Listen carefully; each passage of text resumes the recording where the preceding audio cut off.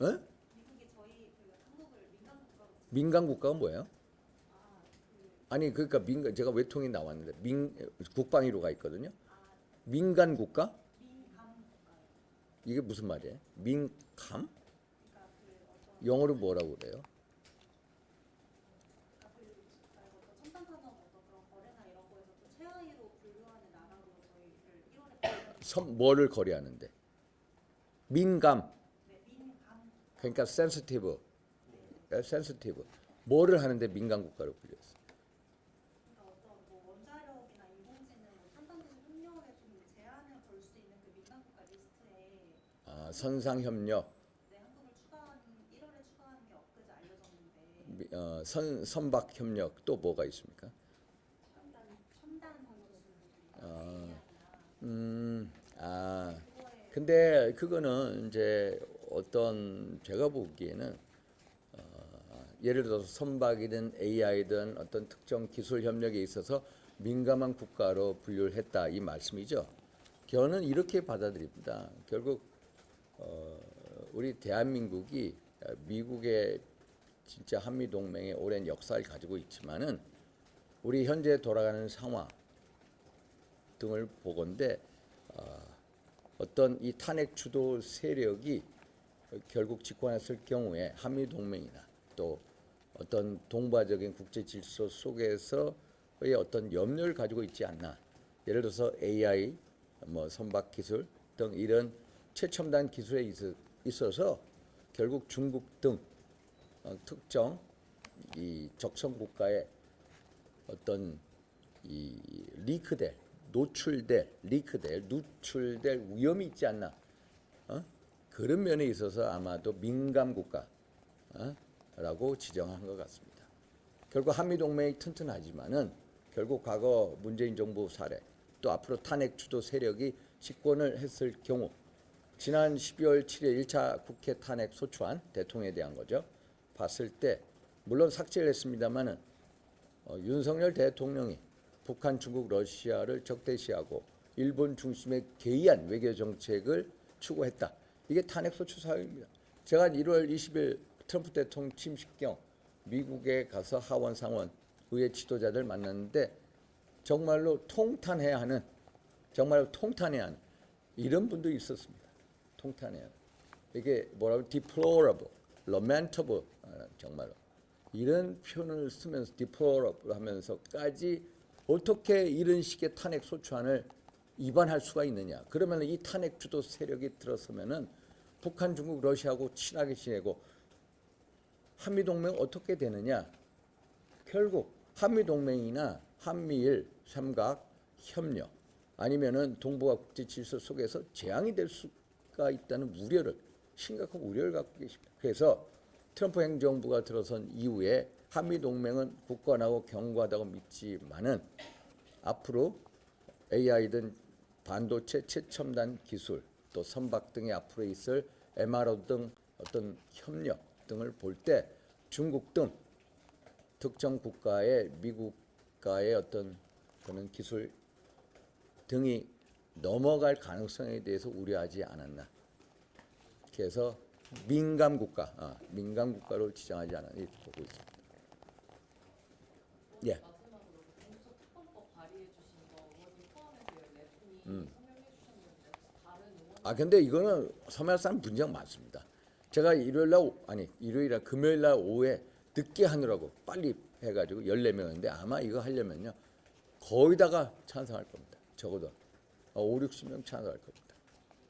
지도부에도 건의하는 수가 제가 지난번에 그 지도부한테 이런 얘기를 이제 지도부가 좀 치고 나가 달라라고 말씀을 드렸습니다. 저는 지도부가 치고 나가면 훨씬 더 좋다, 훨씬 더 바람직하다 이런 생각은 가지고 있습니다. 전략적으로도 이런 필요성이 있다라고 봅니다.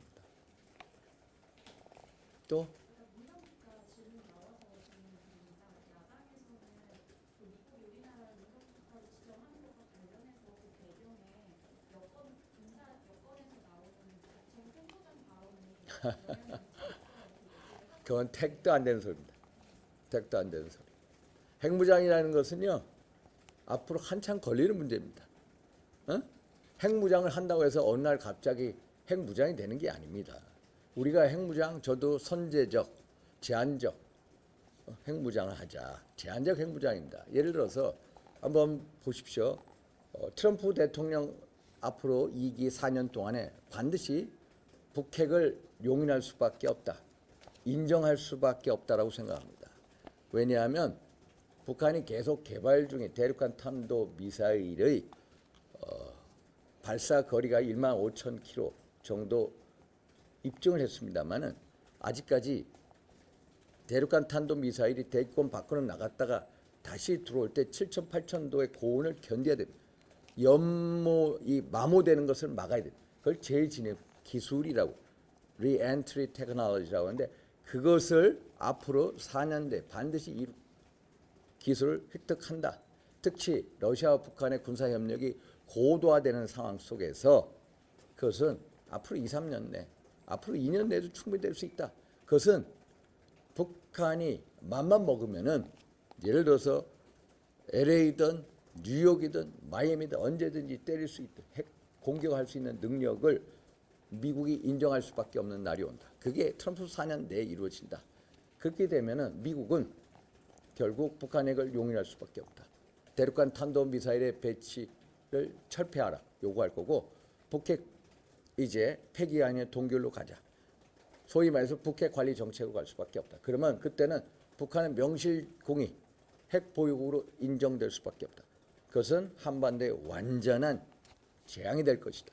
그런 상황에 대비해서 우리는 트럼프 대통령과 소위 말해서 그 밑에 있는 엘브리지 콜비 국방정책 차관 등하고 계속 대화를 해서 한국의 핵무장, 소위 말해서 제한적 핵무장이라는 것은 북한의 핵무장이 미국이 인정할 때를 대비해서 우리도 핵무장을 하겠다.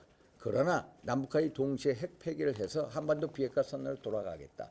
이런 식으로 우리가 트럼프 대통령과 그 측근들을 설득을 해야 된다. 트럼프 대통령 이미 유세 과정에서 본인이 한국과 일본이 핵무장하는 것에 대해서 열려 있다라는 그런 의사 표시를 했고요.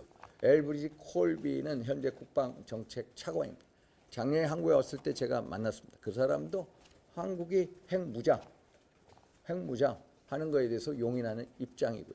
특히 중국 견제 목적으로도 물론 생각하고 있습니다만은 핵무장하는 것을 용인하겠다는 입장이고, 특히 미국 상원의 제임스 레이시 상원 외교위원장, 라저 위커 상원 군사위원장 등도 줄기차게 벌써 2, 3년 전부터 한반도에 전술 핵무기 배치를 하자고 주장하는 사람께서 이런 상황, 제가 말씀드린 북한이 미국을 언제든지 핵미사일 공격할 수 있는 능력을 입증할 때에는 북핵 용인이 될 수밖에 없고, 그때는 우리가 핵무장에 나선다 하더라도 미국 조야가 받아줄 수 있다. 그래서 핵무장이 나오는 거고요.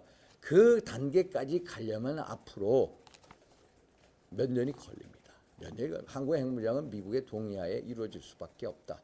그래서 핵무장은 앞으로 먼 일이고, 지금 당장 민간 국가로 지정이 된 것은 결국 민주당 탄핵 주도 세력, 이 사람들을 못 믿겠다는 겁니다. 그게 명확한 답변입니다. 또 예. 아까 전에 그 탄핵 선고 승복 관련돼서 좀 입장 말씀해 주셨는데요. 결국 각하가 답이다 이런 입장이신 것 같은데, 어쨌든 그 헌재에서 기각 혹은 인용이 나온다라고 한다면 그에 대한 승복을 하실 예정인지, 어떤 메시지를 좀 담을 예정이신지. 그거에 대해서 당 지도부는 뭐 탄핵 선고에 대해서 입장을 밝혔고요. 저는 개인적으로 이렇게 절차적인 불공정한 불법이 난무하는데 어떻게 이게 인용이 될 수 있느냐. 이러면 헌재 아침에 경희대 그 명예교수 허영 교수님의 그 강력한 경고 메시지 한번 보십시오. 그래서 그런 식으로 가지는 않을 거다. 오히려 각하되는 게 헌재가 그나마 살 수 있는, 그나마 사법 신뢰를 회복할 수 있는 길이 아닌가. 사실 대한민국 헌법재판소 하면은 대한민국 법chế 최고 보루라고 알고 있습니다. 저도 그렇게 알았습니다. 그런데 탄핵 심판 과정 그게 아니었습니다. 결국 헌재에 대한 불신임도 2030 세대는 무려 55%에 달한다는 아닙니까? 결국 대통령 탄핵 심판 선고는 현재 그런 국민적 불신임도를 일거에 해결할 수 있는 유일한 길이 탄핵 각하다라는 말씀을 드립니다. 아마 8분의 재판관 그분들께서 다 고려하고 있을 거다 이렇게 보고 있습니다.